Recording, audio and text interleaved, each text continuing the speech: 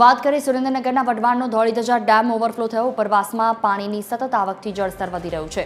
તંત્ર દ્વારા નદીના પટમાં ન જવા માટે ખાસ એડવાઇઝરી જારી કરવામાં આવી।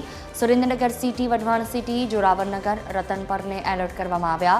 નાના કેરાળા, નટવરગઢ અને જાંબુ ગામોને સતર્ક રહેવા સૂચના આપવામાં આવી।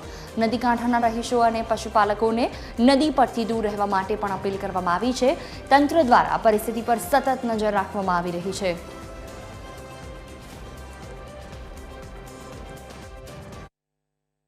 સુરેન્દ્રનગર में काल रात्रि थी रेड अलर्ट जाहिर હતો અને આના કારણે ખૂબ વરસાદ થઈ છે અને વરસાદના કારણે જે શહેરને બાજુમાં જે બે મેન જે ડેમ છે ધોળીધજા અને નાયકા બંને અત્યારે ફૂલ થવાના કારણે અત્યારે ભોગવો નદીમાં વધારે પાણી આવ્યો છે અને પાણીને કારણે આવો જે પુલ છે આને ઉપર સુધી અત્યારે પાણી આવી ગયું છે। એટલા માટે અને જળકુંભી વધારે હોવાના કારણે અત્યારે આ જે જગ્યા છે આને બંધ કરવામાં આવી છે અને મ્યુનિસિપલ કોર્પોરેશન સાથે મળીને અને જે જળકુંભી છે આને અત્યારે અહીંયા જેસીબી અને બીજા જે સંસાધનો છે આના માધ્યમથી બહાર કાઢવામાં અને પાણીનો જે ફ્લો છે એ રેગ્યુલર રાખવામાં આવશે અને કોઈ અનિચ્છનીય બનાવ ન બને એટલા માટે પોલીસનો પૂરતો બંદોબસ્ત ત્યાં મૂક્યો છે।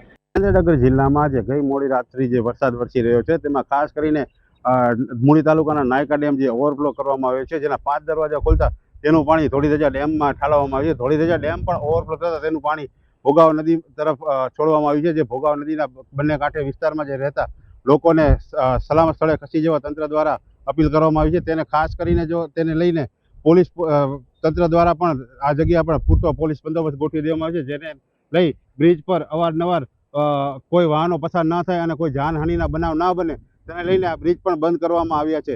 રાજેશ બોરાસી, TV13 ગુજરાતી, સુરેન્દ્રનગર।